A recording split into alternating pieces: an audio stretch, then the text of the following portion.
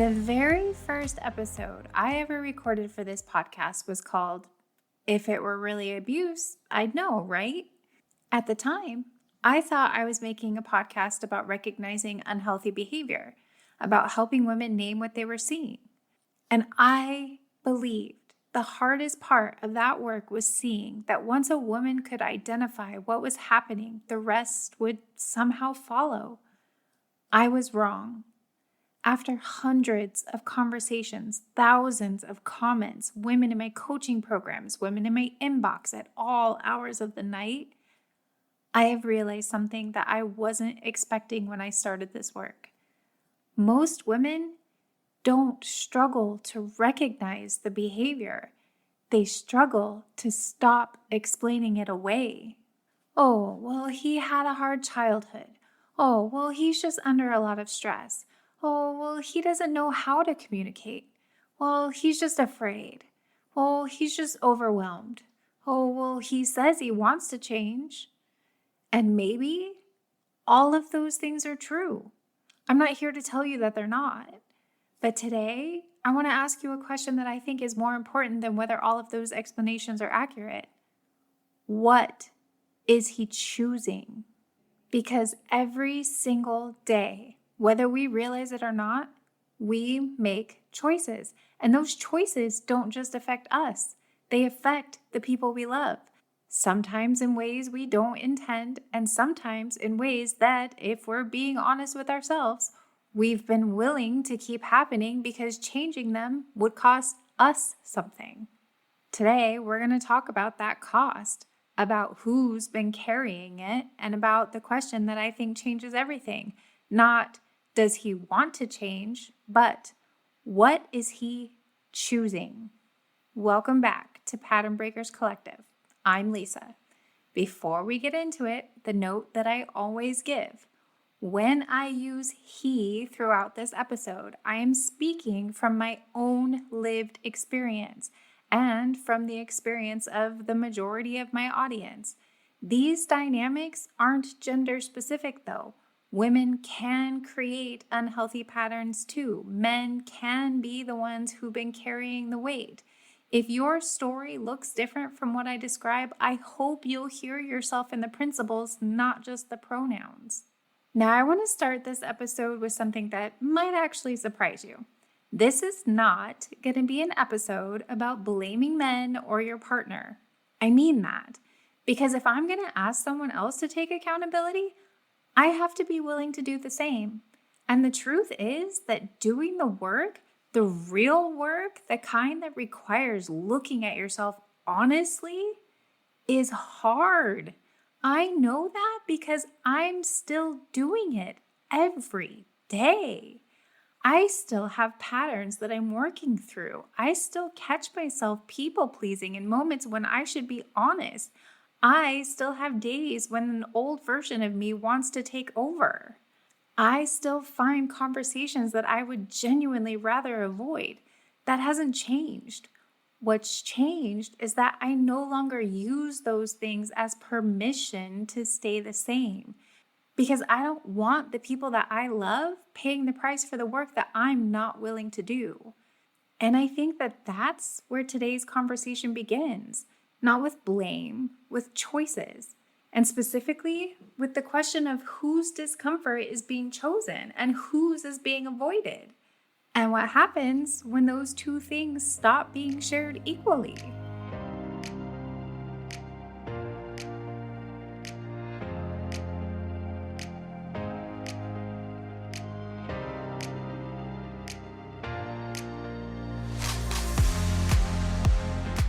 I want to start with something that I think that we've been taught to believe that simply isn't true.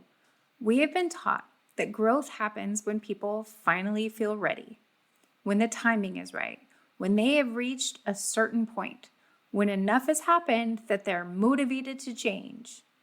Growth doesn't work like that. Not in my experience and not in anything that I've watched happen. Growth happens when someone decides that staying the same has become more painful than changing. And that is a very different thing from feeling ready. Think about anything difficult that you've ever done. going to therapy, leaving a relationship, getting sober, going back to school, starting over in a career, setting a boundary with someone you love. None of those things happened because they suddenly became easy. They happened because at some point you decided the discomfort of changing was worth more than the comfort of staying exactly where you were. That's the thing about discomfort. It's unavoidable. Every single one of us is going to experience it. That's not in question. The only question is which discomfort we're going to choose. Because if you go to therapy, you're choosing the discomfort of facing yourself.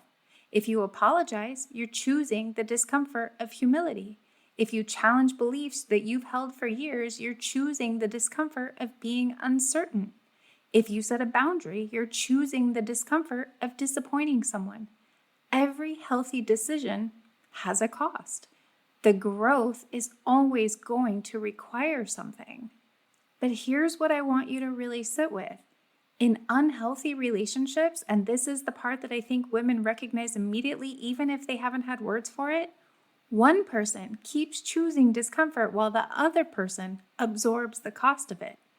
He avoids the conversation, she carries the loneliness. He avoids therapy, she carries the confusion about what's even happening. He avoids accountability, she carries the self-doubt that maybe she's the problem. He avoids change, she carries the emotional labor of a relationship that only one person is trying to maintain. Do you see what's happening there? The discomfort didn't disappear, it simply got transferred. It moved from one person to another. And that transfer, that quiet, consistent, ongoing transfer, is at the heart of what I want to talk about today. Now, I want to be careful here because I don't think that most people wake up in the morning thinking, well, how can I make my partner carry my discomfort today? I genuinely don't believe that. I don't think most people wake up wanting life to feel easier, wanting to avoid shame, wanting to avoid looking at parts of themselves that are painful. That's just human. I understand that. But here's where it stops being simply human and starts being a pattern. When avoiding your own discomfort repeatedly creates someone else's suffering and you continue making the same choice anyway, that's no longer just avoidance. That's a decision. And decisions have consequences. Sometimes women will say to me, oh, but he's scared. And I believe that. Oh, but he feels ashamed. I believe that too. Oh, but he doesn't know where to start. Yeah, I understand. And I have genuine compassion for all of that. Growth is terrifying. Looking at yourself, honestly, is one of the hardest things a person can do. I don't minimize any of it. But compassion for someone's fear cannot become permanent permission for someone else's suffering. Because eventually, however unintentionally, we are asking another person to carry the weight of choices that we've decided not to make. And that is not love. That is self-protection at someone else's expense. The discomfort doesn't disappear when someone chooses not to grow. It just moves. It finds somewhere to land. And in relationships where one person keeps choosing comfort, it almost always lands on the person who loves them the most. And I want to address something that I know is sitting in the back of a lot of people's minds right now. Because when I talk about this, I sometimes hear women say, okay, so what am I supposed to do? Just stop communicating, stop trying? And I want to be really clear. No, that is not at all what I'm saying. Healthy relationships require communication. They require honesty. They require us to tell the people we love that something hurts. What I'm talking about is something that happens after the communication, after the honesty, after the conversation. I think there comes a point where you've done your part. You've explained it. You've shared the article that put words into something that you've been feeling for years. You've sent the podcast. You've forwarded the reel. You've recommended the therapist and explained why you think it could help. You even found the phone number and handed it to him. You bought the book. You even highlighted the relevant sections. At some point, you've offered everything you have to offer.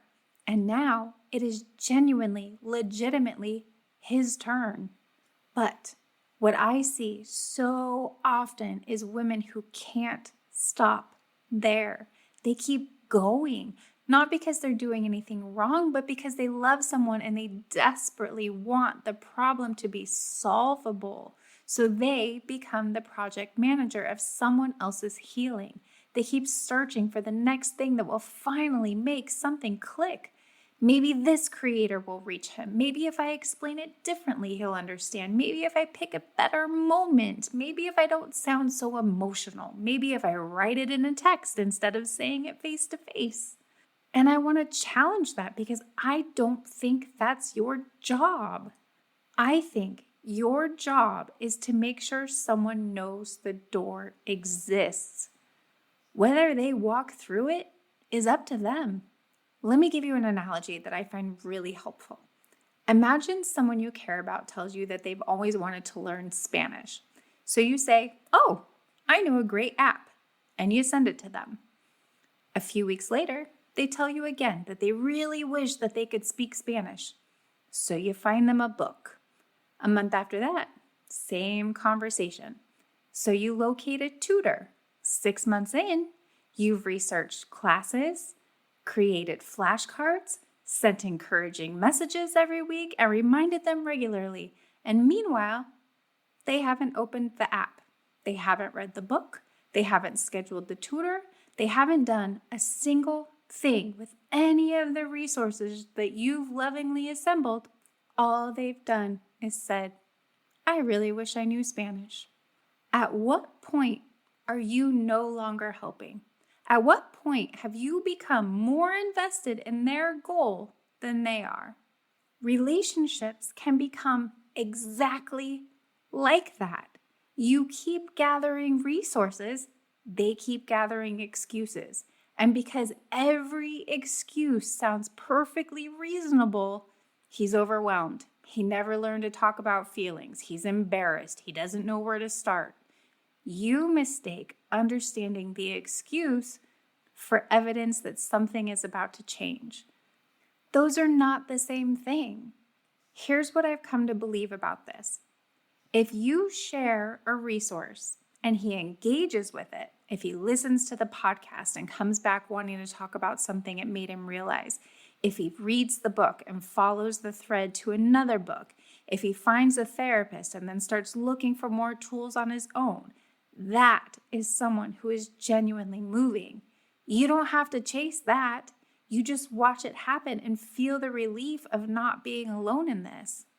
But if the podcast becomes another thing that you have to remind him to listen to, another thing sitting in his "I'll get to it" pile alongside the book on the nightstand and the therapist he keeps meaning to call, then eventually the question isn't, did I give him enough information? The question becomes, what did he choose to do with the information that he already had? And that question has an answer. You just have to be willing to look at it. One of the healthiest things you can do is stop adding more. Not to punish anyone, not to play games or to send a message, but because if someone truly wants to become healthier, if they are genuinely moving toward growth, they won't need you to keep building the path in front of them. They will start building it themselves. And when that happens, you'll know without any doubt that they're doing it because they chose to, not because you managed them into it.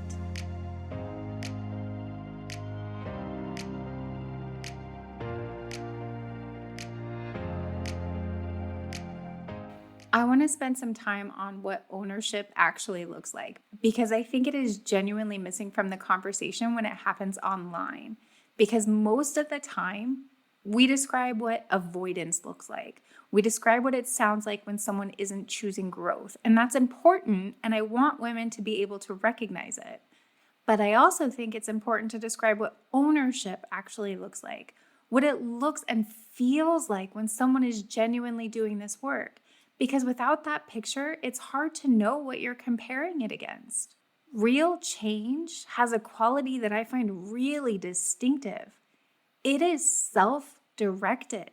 No one has to chase it. Nobody has to remind it. It doesn't stop with one resource you offered.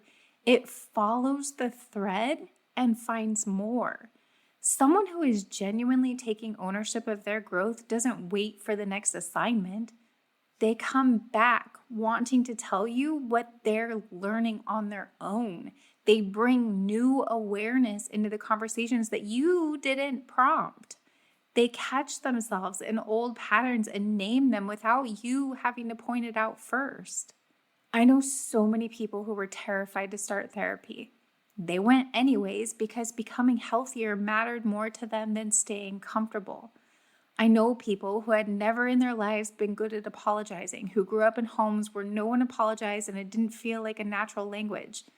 They learned anyway, not because it suddenly felt easy, because they decided the cost of not learning it was higher than the cost of the discomfort. And here's something I think is worth paying attention to. When someone is genuinely in their own growth process, the energy around it just feels different. There is a quality of curiosity rather than performance. They're not trying to convince you that they've changed. They are genuinely interested in understanding themselves better. They're not looking for your applause. They're not tracking whether their effort is being recognized. They're absorbed in the work itself. Compare that to what I call motivated by the crisis. That's when the effort arrives in full force the moment things reach a breaking point, when she finally says she's thinking about leaving, or where there's a rupture so significant that it can't be ignored. Suddenly, he's doing everything right. He's present, he's showing up, he's saying all the things, and it can feel genuinely hopeful. But there's a question we're sitting with during those windows. Is he asking, what do I have to do to keep this from falling apart? Or is he asking, who do I need to become regardless of what she decides?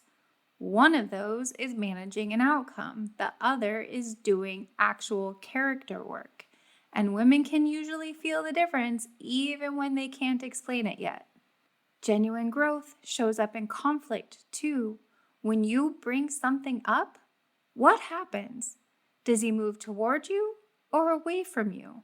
Does the conversation become about your delivery or about the substance of what you said? Does he sit with something uncomfortable about himself?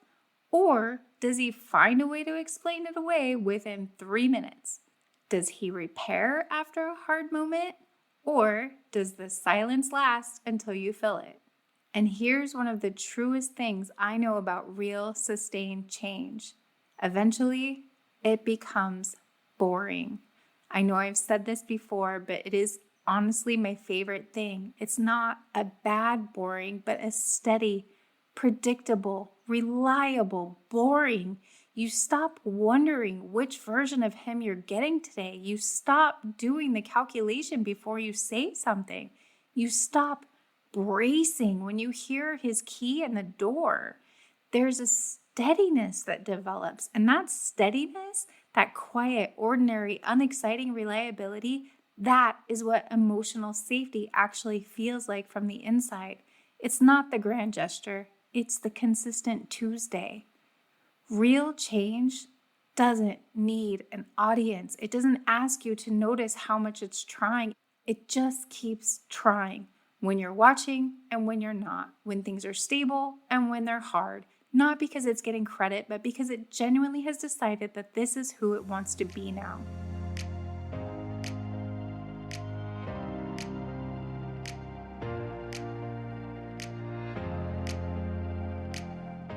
I want to ask you something.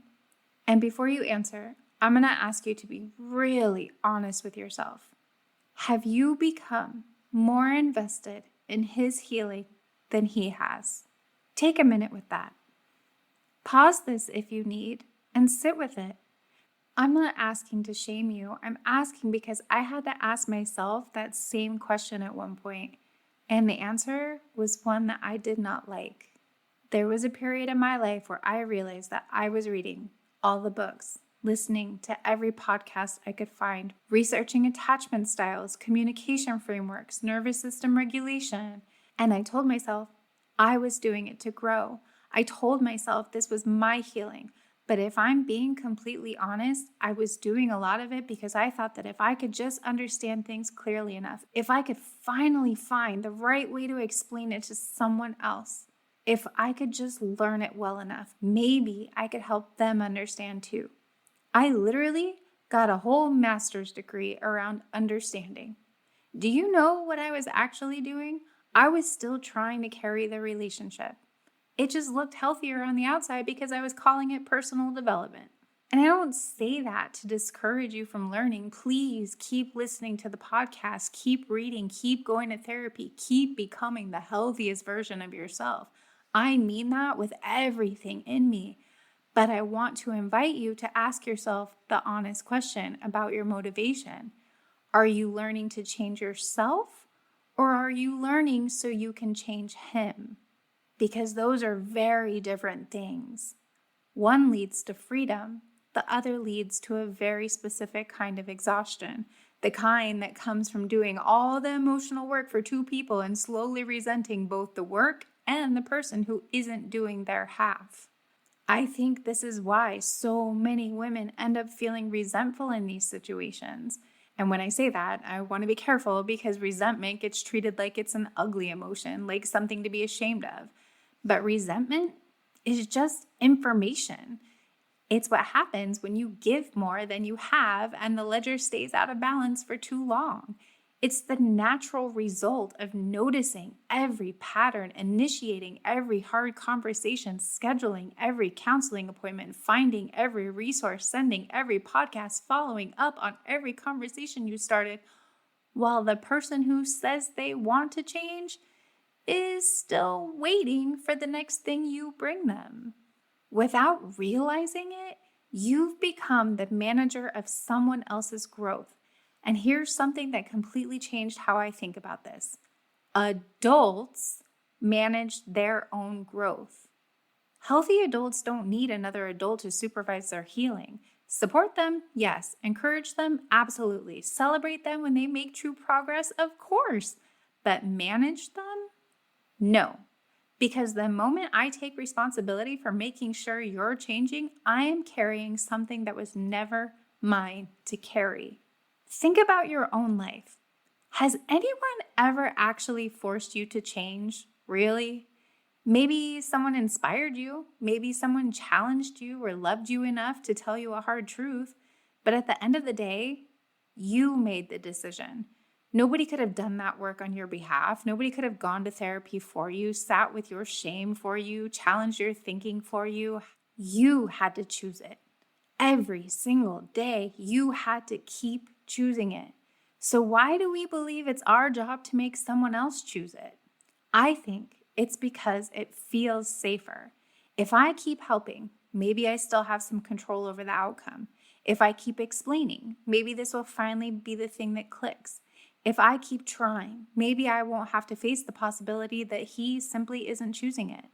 And facing that possibility, really facing it, is heartbreaking. But avoiding the heartbreak doesn't change the reality. It just delays it. And while you're delaying it, you're still carrying everything. Here's something I've observed over and over with the women I work with. The ones who finally begin finding peace aren't necessarily the ones whose partners changed. They're the ones who stopped standing between their partner and the natural consequences of not changing. They stopped rescuing, stopped translating, stopped reminding, stopped carrying the weight of someone else's growth on top of their own. Not because they stopped loving, but because they finally understood something that takes most of us a long time to accept. If I keep doing this work, if I keep managing, reminding, researching, explaining, and following up, he will never have to. And if he never has to, nothing changes. Sometimes the most loving thing you can do is step out of the way and let someone experience the full weight of their own choices. Not to punish them, but because you finally understood that you cannot want someone else's healing more than they do. I think one of the most painful mistakes we make in long relationships is believing that time is what changes people. It isn't. Choices change people. Time simply reveals those choices. And there's a significant difference between those two things because one of them requires something from him and the other just requires you to keep waiting.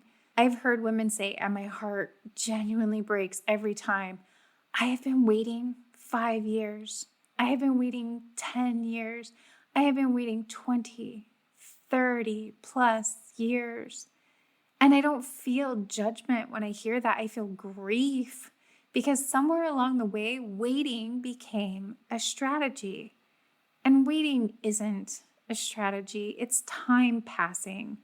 And while the time passes, something is happening to her, something important, and we'll come back to that.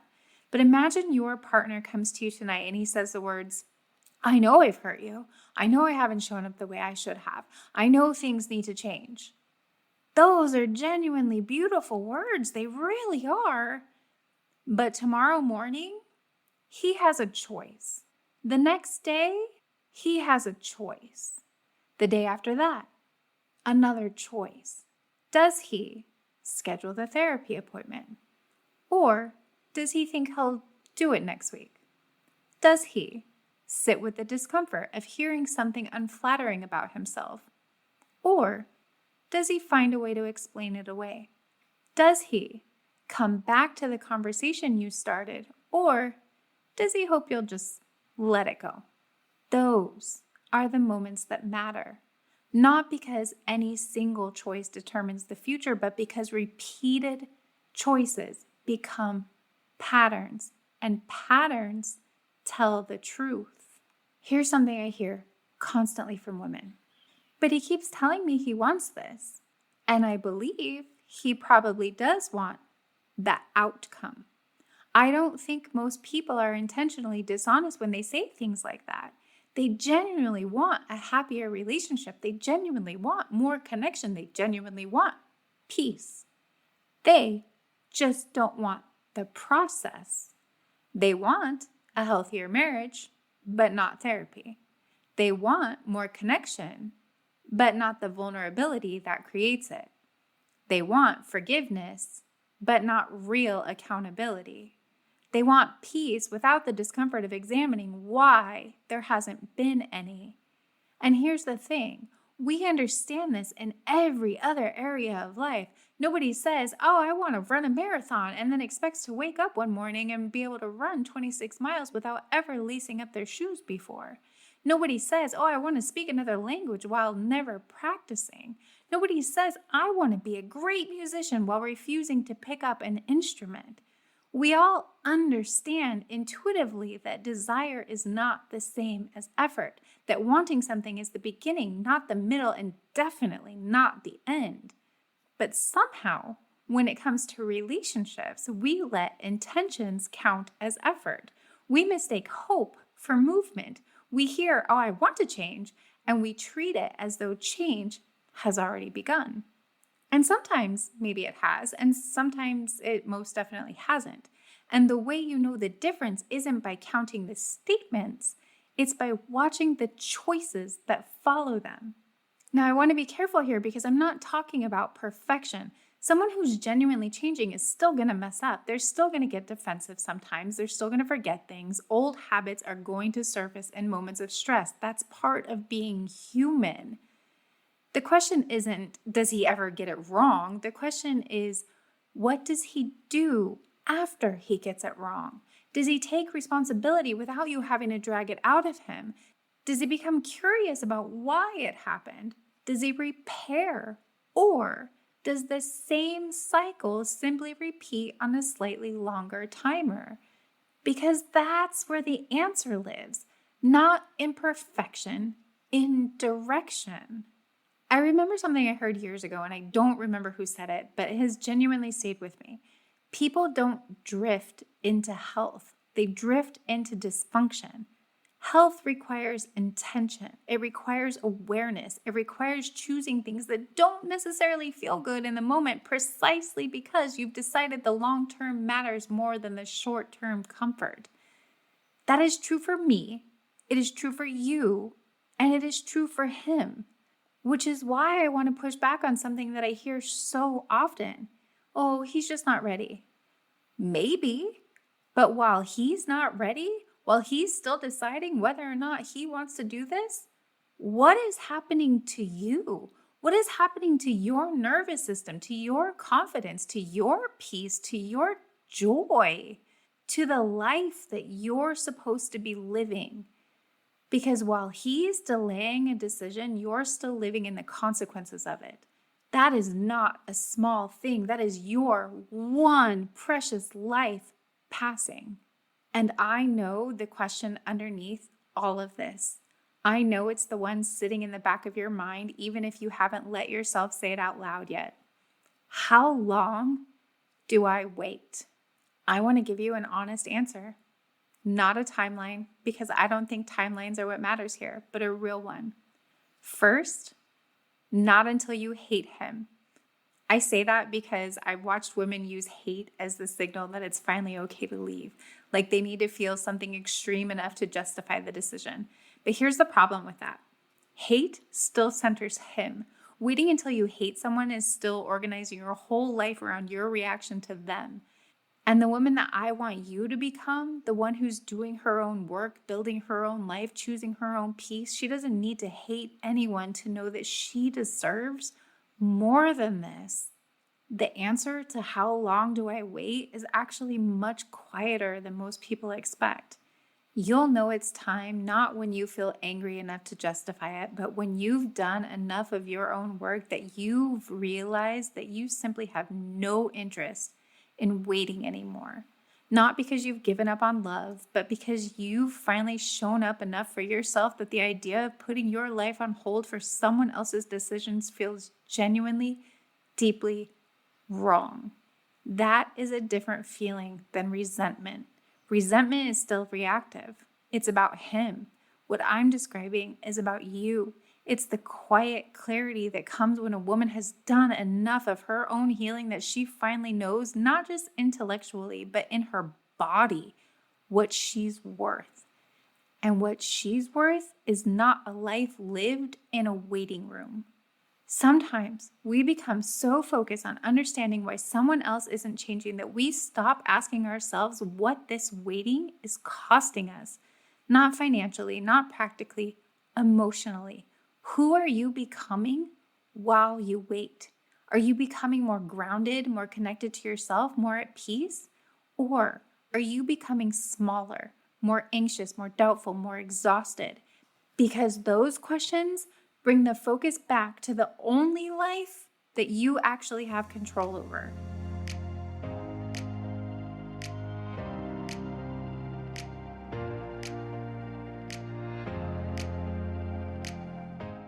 When I recorded that very first episode, if it were really abuse, I'd know, right?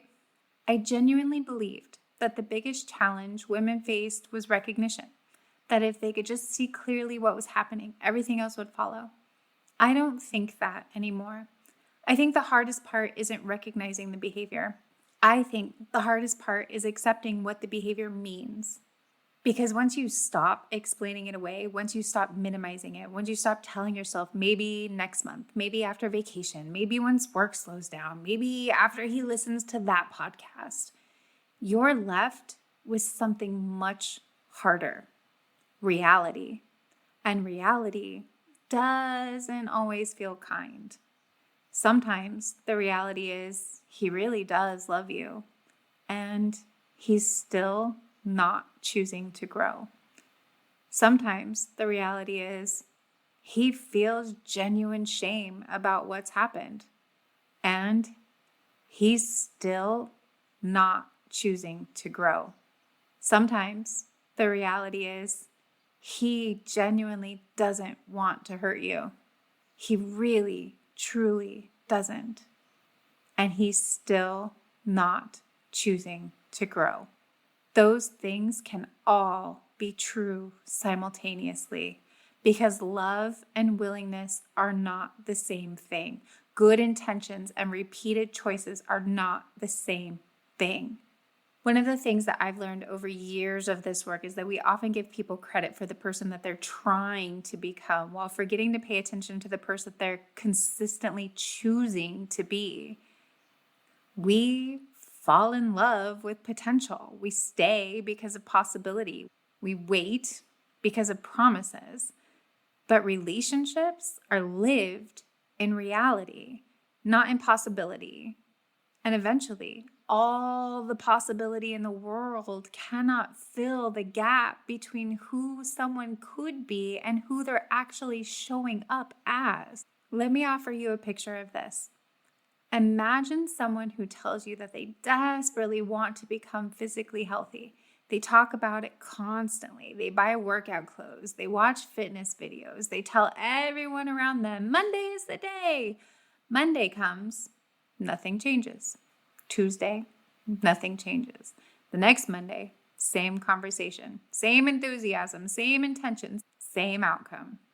Would you eventually start believing that they don't actually want to be healthy?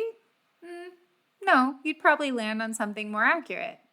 They want the outcome, but they aren't choosing the process. And the process is the only thing that produces the outcome. There is no other way. Relationships work the exact same way. Someone can desperately want a healthy marriage. They can desperately want you not to leave, can desperately want the loneliness and the disconnection to stop.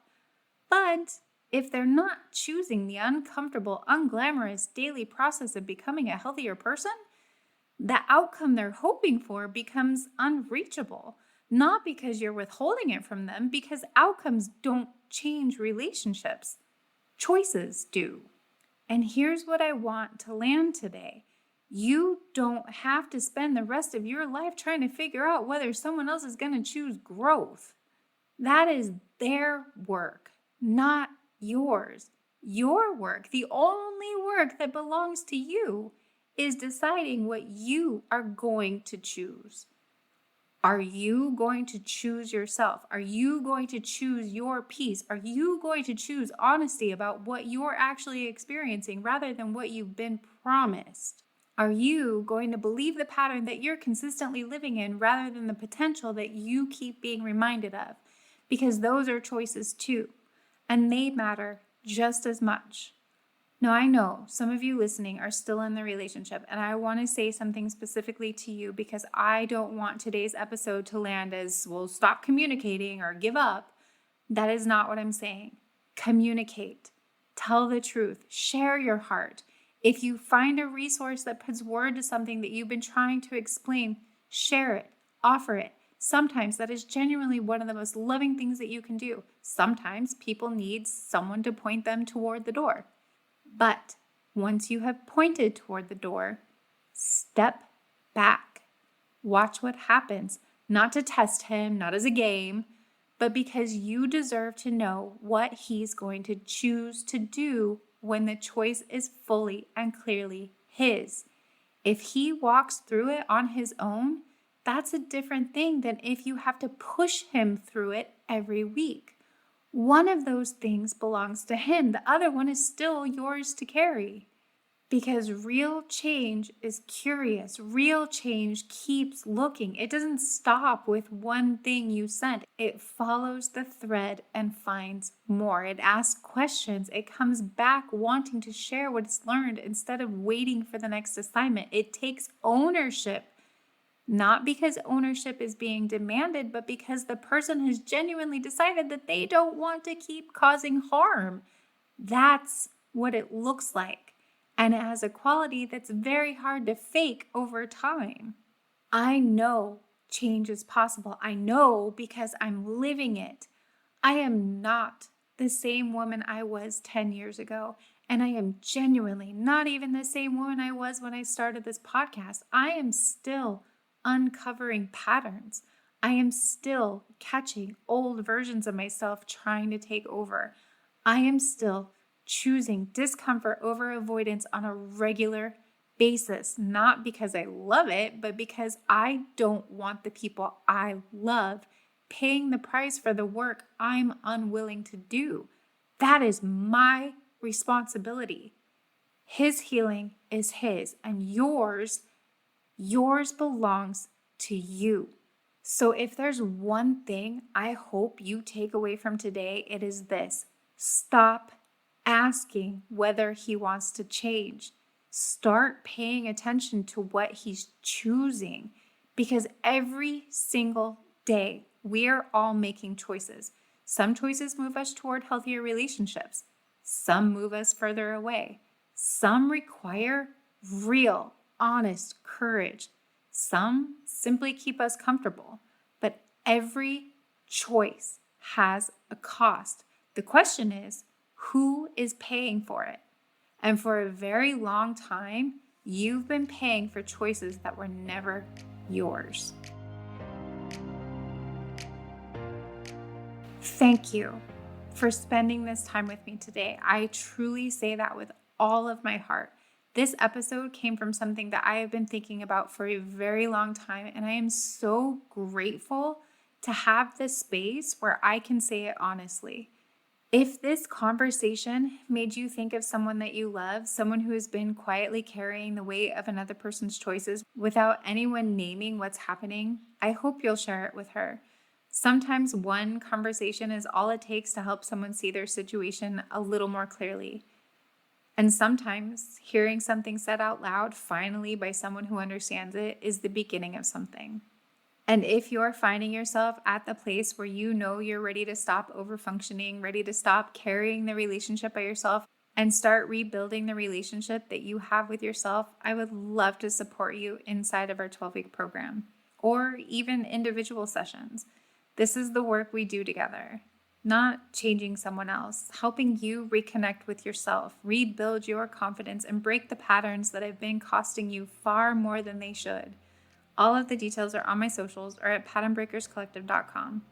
And if you haven't yet, please leave a review wherever you listen. 60 seconds. It helps other women find this space when they're searching for something that they can't quite name yet. Until next time, remember this: the moment you stop managing someone else's growth is often the moment that you finally have enough energy to invest in your own. And that is where real pattern breaking begins.